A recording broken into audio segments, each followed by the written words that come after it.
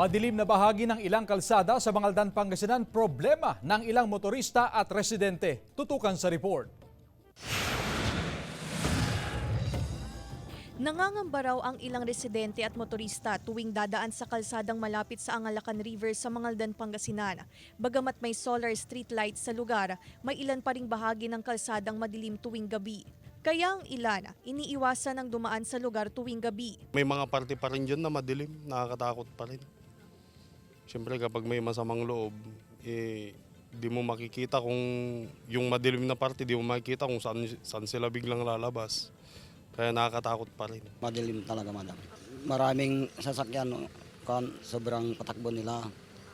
Kasi hindi naman silang, madam, dahan-dahan magpatakbo. Nagsasagawa ang MDRRMO ng pruning sa mga puno sa lugar. Natatakpan daw kasi ng mga sanga ng puno ang mga solar light, kaya hindi masyadong makakuha ng enerhiya mula sa araw. Kaya madilim din ang ilaw ng mga ito. Kailangan din daw matanggal ang mga sanga ng puno dahil nagiging sanhi ng aksidente tuwing may kalamidad. Siyempre yun po yung isa sa mga alternatibong rota po ng mga sasakyan. Posible po na baka may mga bumagsak din na sanga kaya agad mari po talaga tinatanggal po natin. Kasama po natin yung mga ating Angalacan River Task Force. Kasama si Daryl Peralta, Claire Lacanilao Dongka, One North Central Luzon.